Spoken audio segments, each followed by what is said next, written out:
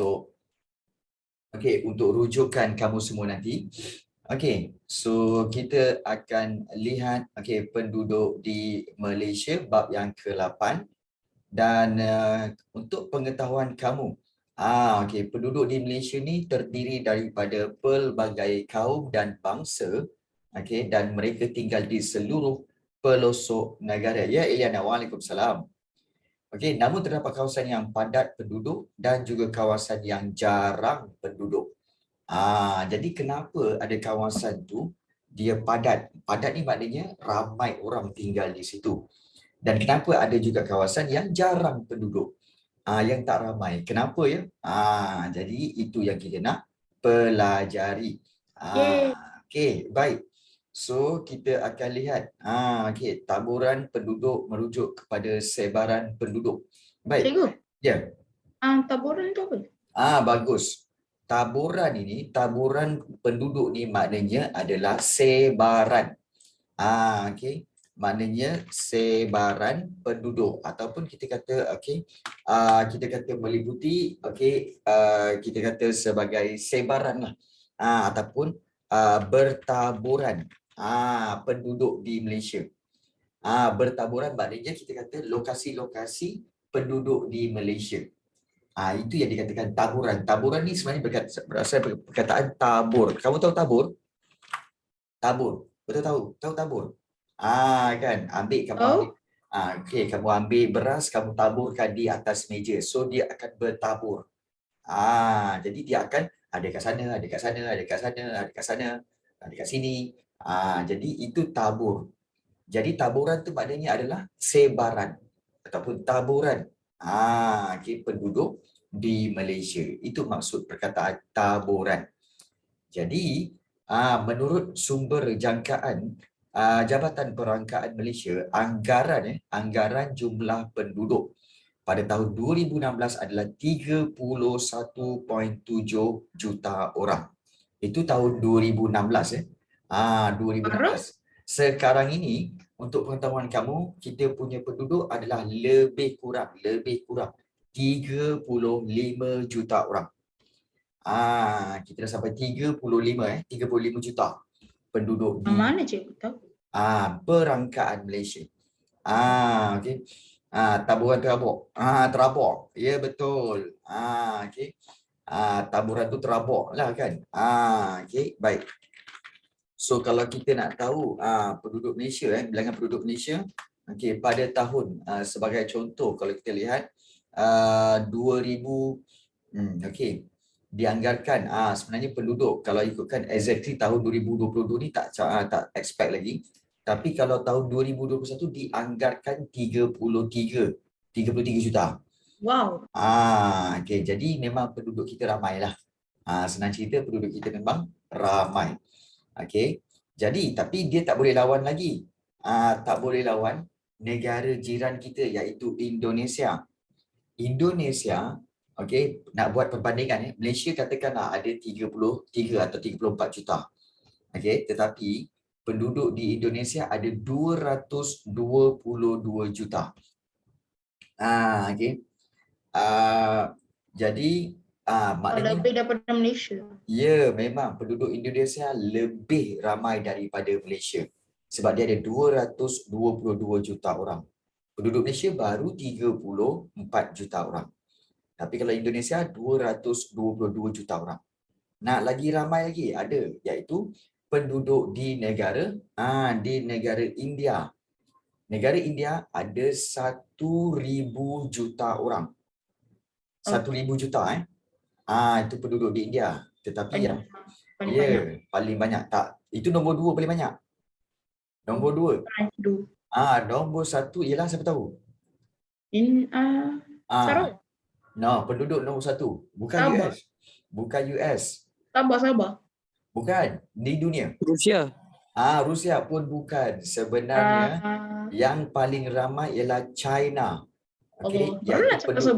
Iaitu penduduk dia ada 1.4 bilion juta orang. Banyak. 1.4 maknanya apa? 1,400 juta orang. China kedua, India ketiga? Yang ketiga kata silap cikgu US atau Kanada macam tu. Wow. Jadi bilangan penduduk Malaysia tu, ke berapa je? Malaysia jatuh jauh lagi. Jauh lagi. China selalu sihat. Okey, baik. So bermakna bilangan penduduk yang paling ramai ialah 1.4 juta, iaitu negara China. China. Ya betul, negara China besar. Jadi orang banyak. Tak juga. Sebenarnya kalau ikutkan sejarah, Aceh ajar geografi tapi sejarah tak apa. Sebenarnya kalau ikut sejarah, tak ada Ashraf. Tak ada. Sebenarnya, okey, kalau kamu nak tahu, okey, sebenarnya kenapa penduduk Cina ramai? Kerana tamadun Cina bermula daripada tamadun Huang He. Huang He tu dah ramai orang kan? Jadi dah ramai orang, dia berterusan sampai sekarang. So, jadi maknanya dia punya collection tu daripada tamadun Huang He sampai sekarang itu jadi banyak. Ah, okey, tapi kalau kamu tengok di Eropah sepatutnya lagi banyak. Tetapi apa yang berlaku ialah Eropah beberapa kali mengalami kemusnahan seperti penyakit. Ada setengah penyakit pada tahun 1900, okey, seperti Black Plague tu, okey, menyebabkan Plague tu kematian. apa? Ada satu macam virus lah juga. Okey, seperti penyakit itu menyebabkan hampir 2 juta penduduk di Eropah mati. Kemudian berlaku Perang Dunia Pertama menyebabkan 15 juta orang mati di Eropah. Kemudian Perang Dunia Kedua menyebabkan another 20 million lagi mati. Jadi sebab itu penduduk dia tidak bertambah. Cikgu, Ya. kalau Afrika cikgu? Kalau Afrika sebenarnya dia banyak penyakit. Banyak penyakit dan peperangan. Perang antara negara-negara. Sebab itu bilangan penduduk dia tidak bertambah. Berlaku peperangan, kemudian juga berlaku wabak penyakit di Afrika. Bukan British ke yang buat? British yang buat apa? Peperangan. Well, sebenarnya perang-perang saudara di Afrika sebenarnya adalah kerana mereka berebut kawasan sama sendiri. Bukan sebab British, bukan sebab apa. Tapi kebanyakannya sebab berebut. Jadi sebab tu bilangan penduduk dia tak bertambah. Di China dengan India, dia bermula daripada tamadun Huang He dan tamadun Indus, menyebabkan penduduk dia semakin bertambah sampai sekarang. Oh, Huang He untuk China, Indus ke India. Ya, betul. Jadi itulah dia ya. Jadi untuk di Malaysia kita cuma ada 33-34 juta lah. Macam tu. Okey. Jadi kalau kita lihat ini cikgu telah share screen kan. Okey, sejarah tadi tak ada link. Tadi kita tak ada sejarah. Ya Eliana, kita tak ada sejarah pagi tadi sebab cikgu lupa nak maklumkan, ada beberapa grup yang cikgu lupa nak maklumkan bahawa cikgu mengalap pergi ke klinik pada pagi tadi ya. Baik. Taburan penduduk di Malaysia tidak sekata. Baik, tidak sekata ini bermaksud dia tidak dia tidak, kita kata sebagai tidak sama. Apa yang besok, apa yang lusa tu Ashraf. Baik. So taburan penduduk di Malaysia tidak sekata, iaitu tidak sama. Tidak sama banyak. InsyaAllah. Secara umumnya terdapat kawasan yang berpenduduk padat, sederhana dan juga ada kawasan yang jarang penduduk. Contohnya kalau kita lihat di sini. Okey. Lupa maksud dia. Perlombongan main-main. Perlombongan tu maknanya aktiviti mengeluarkan bahan mentah daripada perut bumi. So itu dipanggil perlombongan. Okey. Baik. Kita lihat kawasan berpenduduk padat. Di mana nombor 1, kawasan penduduk padat menjadi tumpuan penduduk kerana tumpuan penduduk. Kenapa penduduk ramai di bandar? Di kawasan padat ni. Kerana kawasannya rata dan subur serta sesuai untuk pelbagai kegiatan seperti pertanian, perindustrian, perniagaan dan perlombongan. So bandar-bandar utama yang berpenduduk padat ialah wilayah Persekutuan Kuala Lumpur, kemudian Shah Alam, Kuching, Sarawak, Kota Kinabalu, Sabah, Ipoh, Perak dan juga Alor Setar serta Johor Bahru. perasan tak bahawa bandar-bandar yang disebutkan ini adalah bandar apa? Okey. Bandar utama. Bandar utama ataupun kita kata sebagai ibu apa? Ibu negara. Ibu negeri. Negeri. Salah. Ibu negeri. Nampak tak? Shah Alam, Ibu Negeri Selangor. Kuching, Ibu Negeri Sarawak. Kota Kinabalu, Ibu Negeri Sabah. Ipoh, Ibu Negeri Perak. Alor, Ibu Negeri Kedah. Johor Bahru, Ibu Negeri Johor. Maknanya, semua ibu negeri di Malaysia ini adalah berpenduduk padat. Berpenduduk padat. Jadi kalau kita lihat, inilah dia jumlah penduduk. Dimaklumkan jumlah penduduk Malaysia sehingga bulan Julai 2016 ialah berjumlah 31.7 juta. Baik. Apakah yang akan berlaku jika jumlah penduduk Malaysia mencecah 70 juta orang? Apa yang akan berlaku jika jumlah penduduk mencecah 70 juta orang? Akan berlakunya peperangan. Kenapa peperangan? Akan berlakunya ada penyebab disease. Banyak haiwan pupus. Baik. Sebenarnya kamu kena lihat dari sudut apa? Dari sudut yang positif. Physical. Apa yang bagusnya bila penduduk ramai? Kalau dapat kawan baru. Baik, apa bagusnya bila negara kita ada penduduk yang ramai? Boleh kenal sama-sama. Sebenarnya yang bagusnya adalah bila penduduk ramai, maka akan lahirlah banyak doktor, banyak lagi pegawai polis, banyak lagi engineer, arkitek. Jadi maknanya apa? Lagi ramai penduduk, pembinaan.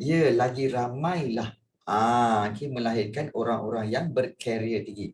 Banyak budak nakal, tak apa, banyak budak nakal tapi ada banyak guru. Tak apa.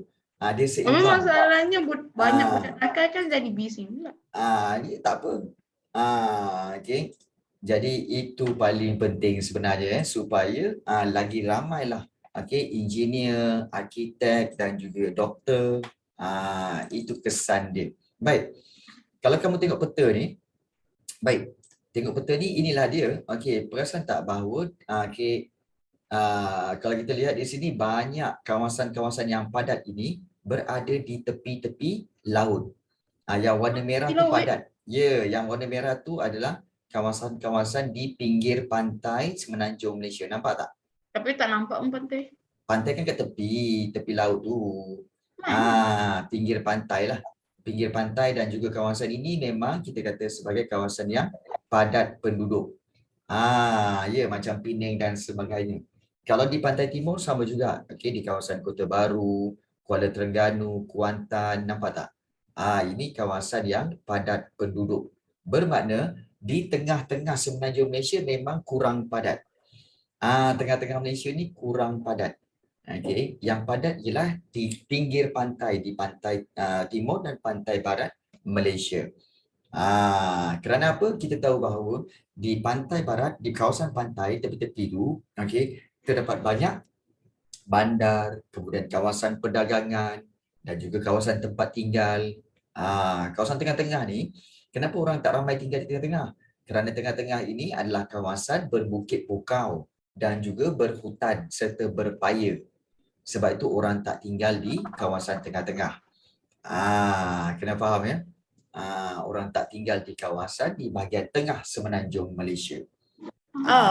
Baik. So itulah yang Kenapa Thailand tak ada? Kenapa kita nak belajar Thailand? Kita kan sedang belajar Malaysia punya. Tak, maksud saya kenapa Thailand dia tak ada pantai juga? Ada. Kat sini kan pantai. Ni pantai untuk Thailand. Kawasan ni pantai untuk Thailand. Panjang gitu. Ini kawasan pantai untuk Thailand lah tu. Yang belah atas sekali kan lagi besar. Okay. So, baik. So, kalau kita lihat di sini, ini berkaitan taburan penduduk. Taburan penduduk. Dan untuk yang padat. Kemudian untuk yang nombor 2 iaitu kawasan berpenduduk sederhana. Ini kawasan berpenduduk sederhana di mana kawasan penduduk yang sederhana ni banyak tertumpu di kawasan pertanian, pesisir pantai dan juga bandar-bandar kecil. Seperti bandar penduduk sederhana ialah seperti di Tumpat, Kelantan, Dungun di Terengganu dan juga Felda Tunku di Sabah. Ya, betul, di Sabah. Tumpat. Baik. Cik kan, tapi mungkin kamu semua akan tanya, cikgu, macam mana kita nak tahu kawasan tu berpenduduk padat ataupun kawasan tu berpenduduk sederhana ataupun kawasan itu berpenduduk jarang? Macam mana nak tahu? Baik, sebenarnya ada formula macam ni. Okay, ini formula dia. Okay, iaitu kalau kita lihat formula kepadatan penduduk, iaitu jumlah penduduk, jumlah orang berapa ramai dan juga dibahagikan dengan keluasan kawasan. Bila jumlah penduduk, contohnya 100 orang, keluasan kawasan dia berapa? Iaitu mungkin keluasan kawasan dia adalah 3 km persegi. So bahagikanlah. 100 orang bagi 3 km persegi. Ataupun 100 orang bagi 2 km persegi. Jadi bila bahagikan, baik, kalau padat, kawasan itu ada lebih daripada 200 orang bagi sekilometer persegi. Sekilometer persegi. Jadi itu cara bagaimana untuk mengukur. Baik. Nak tanya korang lah kan, korang dah belajar matematik kan? Nak tanya sekilometer persegi ni macam mana? Macam mana nak kira sekilometer persegi? 1,000 persegi ya? 1,000 meter persegi. Ya. Kalau 1,000 meter persegi, kalau 1,000 meter persegi kita buat macam ni kita katakan 1,000 meter persegi. Katakanlah satu kawasan itu, kawasan dia petak macam ni. So macam mana nak dapatkan 1,000 meter persegi? 1,000 meter persegi. Macam mana? Kena apa dapat 1,000? Ya, iaitu kita tahu kawasan itu mesti lebar, darab dengan panjang, betul? 50. Lebar, darab, panjang. 50 tak dapat 1,000. 50 2,000. 200. 20. Tak. 50 dengan 20. 50 dengan 20. Dapat 1,000. Okey, so 50 20 pun boleh, lain? 20 50 boleh. 20 50 pun boleh. Lagi macam cikgu mat. Tak ada idea. Tak ada idea. Okey, thank you. Thank you. Baik. So kalau katakan 100 darab 100 boleh? Tak boleh. Tak boleh. 100 meter persegi darab tak boleh. 100 meter persegi. Boleh tak? Tak boleh. Okay, nanti sebab? dapat 1 juta. Betul. Kan dah confused. 100 lupa. Maknanya di sini kalau kita lihat, kalau kawasan tu 100 meter darabkan dengan 100 meter, sudah akan dapat 1,000 meter, betul? Let's say lah kawasan perumahan kamu. Kawasan perumahan kamu 100 meter kan? 100 meter, kemudian lebar dia pun kawasan perumahan kamu 100 meter. Cuba darabkan. Jadi dapat 1,000 meter. Kemudian kamu tengok ada tak kat sini 200 orang ataupun lebih. Lebih tak? Kawasan perumahan kamu lebih tak daripada 200 orang? Lebih. Maknanya kawasan ini akan menjadi kawasan yang padat penduduk. Itu je formula dia. Padat penduduk. 100 kali 100 10,000. Tu betul. Bukan 1,000. Okey. 100 meter kali bukan 100 meter kali 100 meter, bukan. Ya, betul. Semua macam diam aja. Mana ada? Sebenarnya 100 kali 10. Ya. Tengok dah confused dah. 100 kali 10 lah. Tapi 100 kali patutlah. Sebab apa? Ada 1 2 3 kosong kan? Sebab itu dapat 1 2 3 kosong. 1 2 3 kosong dapat 10,000. Apa pula? Dia macam Saya kata ni. ada 1, 2, 3 kosong. 100 darabkan dengan 10 dapatlah 1,000. Betul? Sebab apa? Ada berapa kosong kat sini? 1, 2, 3. Jadi jadi 1, 2, 3. Jadi 1,000. Jadi kalau kamu kira, senang cerita lah. Kalau kamu kira 100 meter tu, kemudian ada penduduk yang seramai 200 orang atau lebih. So itulah dia kawasan yang padat penduduk. Padat penduduk. So kalau kamu tengok, cuba fikir balik tempat tinggal kamu. Okey, ada lebih daripada 200 orang tak? Okey, Amin kata lebih. Okey, yang lain-lain, Salman, mungkin Eliana, lebih tak kawasan kamu tu lebih daripada 200 orang? Kalau lebih, maknanya itu kawasan penduduk. Okey, Syahim, berapa kamu punya agak-agak tempat kamu? Agak-agak kalau tak ramai tu maknanya kawasan itu berpenduduk sederhana. Nampak tak? Kalau sederhana kat sini, okey, kalau kita tengok sederhana, yang sederhana penduduk ialah penduduk dia 50 orang hingga 200 orang bagi sekilometer persegi. Kalau yang jarang penduduk, iaitu kalau kawasan 1 kilometer itu kurang daripada 50 orang bagi sekilometer persegi. So inilah dia punya calculation untuk mengetahui kawasan kamu tu padat ke, sederhana ke, ataupun jarang. Itu cara dia. Jadi kalau kita lihat, okey, berkaitan dengan ini, okey, kawasan berpenduduk sederhana seperti yang ini. Okey, banyak tertumpu di kawasan pertanian, kawasan pesisir pantai dan juga bandar kecil. Dan kawasan yang berpenduduk jarang, okey, untuk kawasan berpenduduk jarang tertumpu di kawasan yang berhutan tebal dan juga kawasan tanah tinggi. Dan ianya melibatkan kawasan yang bergunung ganang dan kawasan pedalaman. So antara kawasan berpenduduk jarang ialah seperti di Tasik Banding, Perak, di Kuala Tahan, Pahang dan juga di Kapit iaitu di Sarawak. Sebab kawasan hutan ni biasanya tempat penginapan orang-orang asli. Di mana mereka tinggal di kawasan berhutan tebal.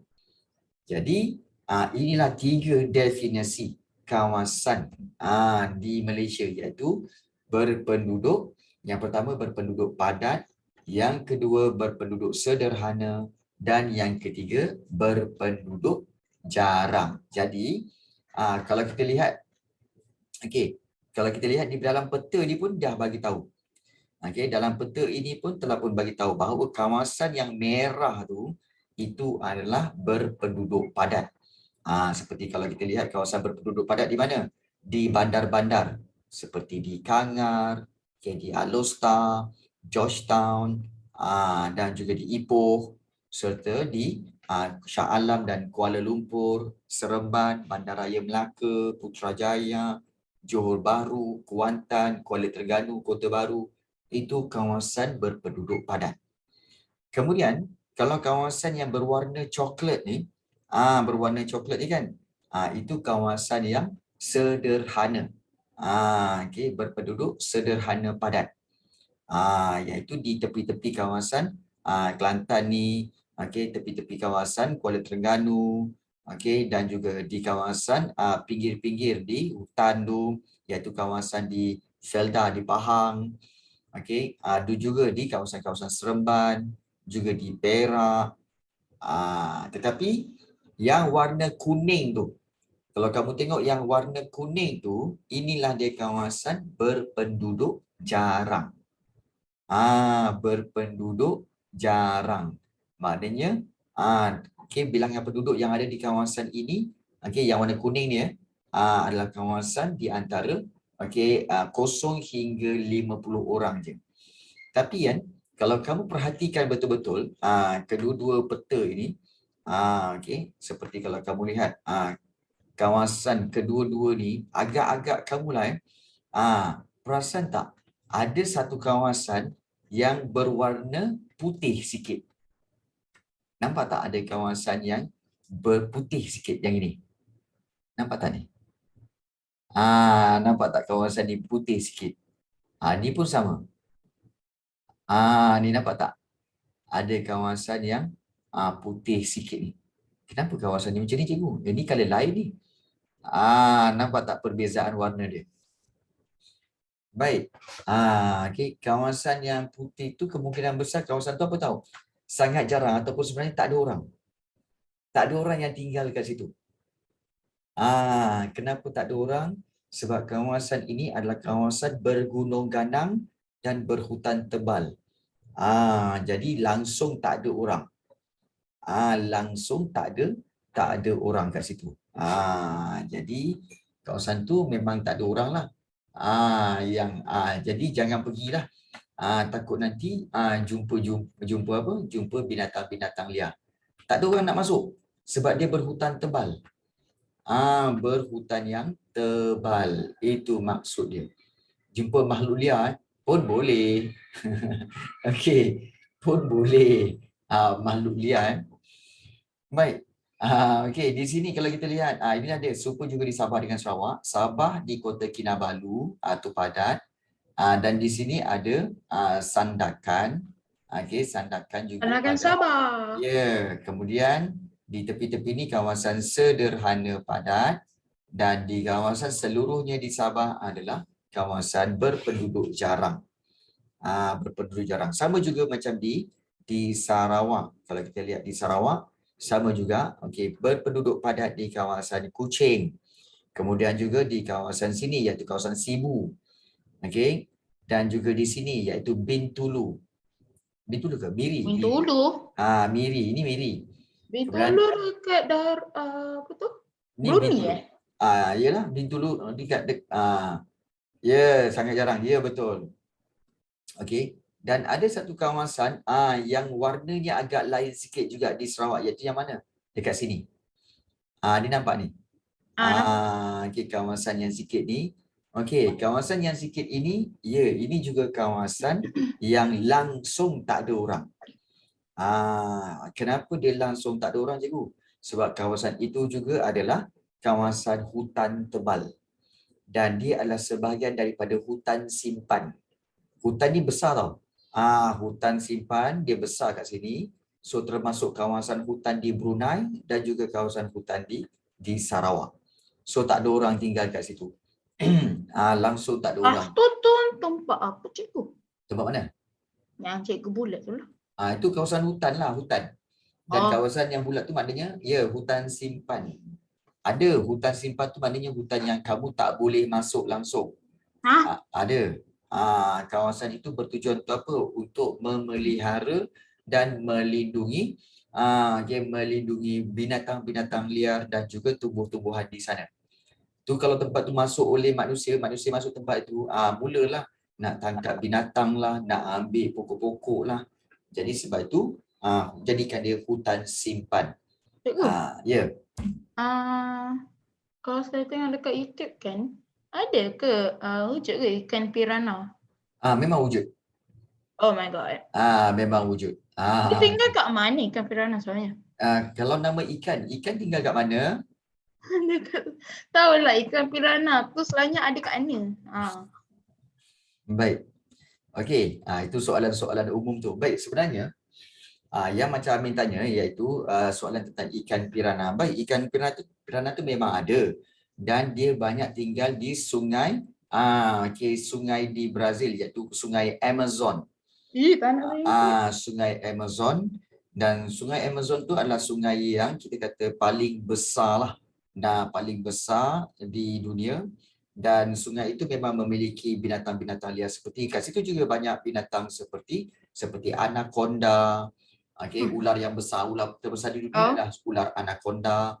Kemudian juga ikan piranha yang mana ikan itu dia dia makan daging. Ikan tu makan daging. Dia makan orang Dialah, habis dah kalau orang jatuh dalam sungai, dia makanlah. Kan? Sebab dia makan daging. Orang? Dia bukan semata-mata makan orang, tapi dia makan daging. Maknanya binatang lain pun dia makan. Dia maksudnya manusia dengan haiwan lain pun dia makan jadi dia makan juga. Dia makan juga. Tapi dia bukanlah makan dia carnivore, dan dia bukanlah makan seko-seko seorang-seorang je dia boleh makan manusia, tak. Dia makan dalam berkumpulan. Maknanya ikan piranha tu akan menyerang secara beramai-ramai. Jadi dia akan menyerang mangsa, jadi dia akan makan. Jadi itu, kamu kena faham. Bukan seekor-seekor je boleh gigit makan. Tak, dia beramai-ramai. Berjemaah bagi orang. Berjemaah. Okey. Jadi Anaconda paling serem. anaconda ular yang paling besar lah. Dia seorang je attack. Baik. So kalau kita lihat di sini, okey, kawasan yang yang telah kita lihat, kawasan berpenduduk padat, sederhana dan juga jarang penduduk.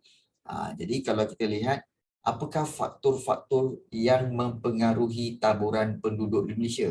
Maksudnya, apakah sebab-sebab yang telah menyebabkan, yang telah mempengaruhi, okey, taburan penduduk tu yang berbeza-beza? Kenapa taburan penduduk itu berbeza-beza? Apa sebab dia? Jadi taburan penduduk Malaysia yang tidak sekata, maknanya yang tak sama, dipengaruhi oleh faktor-faktor tertentu. Jadi keadaan tersebut secara langsung akan mempengaruhi perkembangan dan pembangunan bagi suatu kawasan. So antara faktor yang mempengaruhi taburan penduduk di Malaysia ini adalah seperti faktor fizikal, faktor ekonomi, faktor sosial dan juga faktor dasar kerajaan ataupun governance. So itu antara faktor. Faktor yang pertama iaitu faktor fizikal. Saya tahu tu. Okay. Kenapa penduduk ini ada yang padat, ada yang kurang, ada yang sederhana? Kerana faktor fizikal. Fizikal tu maknanya faktor bentuk muka bumi. Fizik. Iaitu kalau tanah pamah, memang kawasan ini akan menjadi tumpuan penduduk. Kerana sesuai untuk pelbagai aktiviti ekonomi dan kawasan pertempatan. Contohnya, dataran Kedah Perlis dan dataran Kelantan merupakan kawasan pertanian. So, dataran itu tanah yang pamah. Jadi, antara kawasan tanah pamah yang menjadi bandar ialah seperti di Seremban, Petaling Jaya di Selangor dan juga Sibu di Sarawak. Jadi oleh kerana bentuk muka bumi dia yang tanah pamah, maka menjadi tumpuan penduduk. Habis itu cikgu, kalau tanah tinggi tanah tinggi ini, kalau kita lihat, kawasan ini kurang menjadi tumpuan penduduk. Kurang menjadi tumpuan penduduk akibat darjah ketersampaian yang rendah. Apa itu darjah ketersampaian, cikgu? Darjah ketersampaian ini, yang ini darjah ketersampaian ialah keadaan atau kuantiti yang menggambarkan cepatnya sesuatu lokasi dapat ditujui dari lokasi lain. Dengan itu memudahkan pertemuan dan interaksi. Sebenarnya macam ni, senang cerita.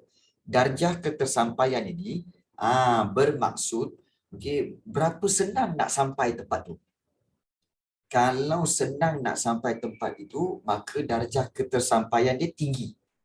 Tapi kalau susah nak sampai ke tempat itu, maka darjah ketersampaiannya rendah. Jadi itu maksudnya. Maknanya, kalau senang nak sampai, itu darjah ketersampaian tinggi. Kalau susah lah nak sampai ke tempat itu, itu darjah ketersampaian rendah. Maksud sederhana? Kalau sederhana, maknanya dia sederhana lah. Dia maknanya tak susah lah juga nak sampai ke kawasan tu. Jadi kalau darjah ketersampaian tu tinggi, maknanya senang nak sampai. Contoh macam kamu kan, kamu daripada Kuala Lumpur nak pergi ke Seremban. Senang tak nak pergi? Senang. Sebab naik kereta. Naik kereta, ada kereta api, ada flight dan sebagainya. So itu darjah ketersampaian tinggi. Tapi senang tak kamu daripada rumah kamu nak pergi ke tempat seperti Gunung Tahan? Tahu. Nak pergi Gunung Tahan, susah tu cikgu. Nak kena berjalan kaki, nak kena cross sungai tu semua, Gunung Tahan. Jadi itu darjah ketersampaian rendah. Sebab susah nak sampai ke Gunung Tahan.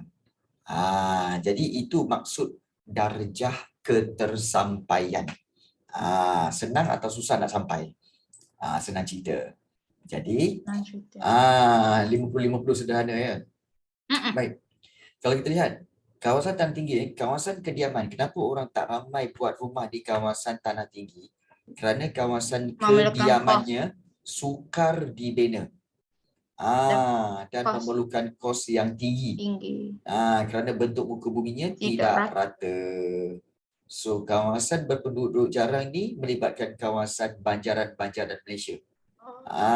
Contohnya Ulu Tembeling, Banjaran Kapuas Hulu dan juga Banjaran Tahan di Pahang. Suhu dia sangat rendah, memang betul Zaman, suhu rendah. Tapi nak buat rumah di lereng-lereng bukit macam mana? Okey, mungkin dia punya tiang di bawah, yang bawah kena lagi panjang daripada tiang di bahagian tengah, bahagian atas. Jadi sukar untuk membina kawasan perumahan di tanah tinggi. Jadi itu faktor fizikal kenapa tanah tinggi kurang penduduk. Manakala untuk pinggir laut dan juga saliran, bila pijak lantai sejuk, okey, kawasan yang berpenduduk padat dan sederhana padat memang terletak di pinggir laut dan saliran dan menjadi tumpuan penduduk akibat pengaruh kegiatan ekonomi seperti perikanan dan pertanian. Dan kawasan pesisir pantai dan sungai menyediakan kemudahan perhubungan yang baik seperti di Besut, Terengganu, sepanjang Sungai Rajang dan juga Sungai Kinabatangan di Sabah. Terdapat juga kawasan berpenduduk jarang terutama di kawasan berpaya seperti Tasik Chini dan juga Tasik Bera di Pahang. Jadi, kita boleh katakan bahawa faktor fizikal, faktor fizikal iaitu bentuk muka bumi, tanah tinggi, dan juga tanah tinggi dan juga tanah pamah serta juga kawasan kawasan bersaliran ataupun pinggir pantai juga telah menjadi punca kawasan itu berpenduduk padat atau sederhana padat atau jarang penduduk. Jadi cuba kamu semak balik, cuba kamu cek balik di kawasan perumahan kamu itu. Kawasan kamu tu tanah tinggi ke, tanah pamah ke ataupun pinggir pantai? Saya kat sini ada sungai. Memang ada sungai. Sebagai contoh kalau kita lihat di sini sekarang kita berada di Tapi tengok kat Gombak. Banyak pelancong. Bagus soalan Salman. Salman kata, cikgu, kat tanah tinggi dia banyak pelancong. Betul. Tetapi pelancong itu bukan penduduk yang tinggal menetap di situ. Kena ingat. Apabila kawasan itu tak ada pelancong, berapa ramai sebenarnya yang tinggal yang menetap di kawasan tanah tinggi itu? Tak ramai. Okey. Jadi kita kena kira orang yang tinggal di situ. Sebagai contoh kalau kita lihat, nampak tak? Ini kawasan kita tengok daripada bahagian atas, iaitu di kawasan Perlis. Nampak tak bahagian tengah Malaysia sebenarnya hutan tebal. Tetapi kalau di hutan tebal berhutan tebal. Kalau kamu lihat seperti ini, ini hutan tebal. Begitu juga yang hijau pekat tu yang hijau pekat tu itu adalah kawasan yang berhutan tebal dan manusia tidak tinggal di sini. Kawasan ni. Jadi itu kawasan tanah tinggi dan berhutan tebal. Kawasan pinggir laut kalau kamu tengok seperti kawasan Perlis, Kedah, memang kawasan tumpuan penduduk sebab tu ramai orang tinggal di sini. Seperti Penang, Penang banyak hutan tebal. Penang sebenarnya kalau kamu nak tengok Penang, kamu tak boleh tengok di pulau semata-mata. Kamu tengok, seperti Penang tengok tak? Penang, kawasan Pulau Pinang sebenarnya dia padat penduduk di mana? Di kawasan di kawasan pinggir laut membawa ke tengah. Ini kawasan Tanah Pamah. Ini Tanah Pamah ni. Sebab tu kamu tengok padatnya, banyaknya perumahan, banyaknya orang yang tinggal kat sini. Ini kawasan padat penduduk. Tapi kalau kamu tengok di bahagian tengah ni memang tak ada orang tinggal. Sebab apa? Ini kawasan bergunung ganang, tanah tinggi. Tanah tinggi dan berbukit bukau kalau kamu perhatikan. Ini kawasan yang tiada penduduk ataupun penduduk sangat jarang. Manakala di kawasan di pinggir pantai sebelah sini pula, ini kawasan sederhana padat. di mana ini kawasan pertanian. Ya, kawasan pertanian di Penang. Jadi kita boleh nampak tiga-tiga ni. Walaupun orang kata ramai pelancong, memang ramai pelancong. Tetapi kebanyakannya adalah kita nak kira daripada penduduk yang tinggal, bukannya pelancong. Pelancong ya. So ini kawasan di Penang. Termasuk di Bukit Mertajam ni. Kalau kita lihat di kawasan negeri Perak pun sama, banyak kawasan berbukit bukau. Dan kalau kamu lihat kawasan yang putih-putih tu itu bandar. Bandar memang padat penduduk. Kawasan yang hijau gelap tu itu kawasan hutan dan bergunung ganang, tak ada orang tinggal. Namun kalau kamu lihat di Kuala Lumpur dan Shah Alam, cuba tengok. Lagilah kan, kawasan yang penuh, padat penduduk. Kawasan yang padat penduduk. Jadi semua tempat ada orang tinggal. Cuma mungkin ada certain tempat, certain area di sini yang masih ada hutan. Ini ada hutan lagi ya. Ini kawasan ni ada hutan, walaupun kiri kanan penuh dengan perumahan, tapi di sini ada kawasan hutan. Dan hutan ni berada di mana ni cikgu? Di kawasan hutan simpan, iaitu di kawasan Puchong. Ini kawasan hutan di Puchong di mana kawasan ini belum lagi terusik lah. Belum lagi terusik, masih ada sampai sekarang. Tak banyak pelancong. Avani Gold Coast, tak banyak pelancong. Pelancong datang dan pergi, dia tidak menetap. Sebab tu tak ramai. Sebab hari itu saya menetap ke situ. Tak apalah. Kan, tak ramai kan bagus. Sebab dia bentuk macam bunga. Baik. So ini kawasan-kawasan yang padat penduduk, sederhana penduduk dan juga jarang penduduk. Kalau kita tengok di Sabah Sarawak pun sama. Sabah Sarawak lagi lah. Contohnya Sarawak Kalau kita lihat kawasan Sarawak ni, daripada bawah ini kawasan yang cikgu tandakan ni, ini adalah kawasan yang berpenduduk jarang. Kawasan yang penduduk jarang. Kenapa penduduk jarang cikgu? Sebab tak ramai tinggal di sini kerana kawasan dia berbukit bukau dan juga berhutan tebal.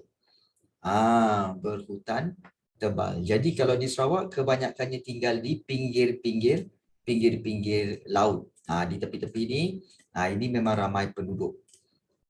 Memang ramai penduduk lah. Jadi kalau kita lihat, memang kawasan yang ramai penduduk. Begitu juga di Sabah dan Sarawak, sama juga.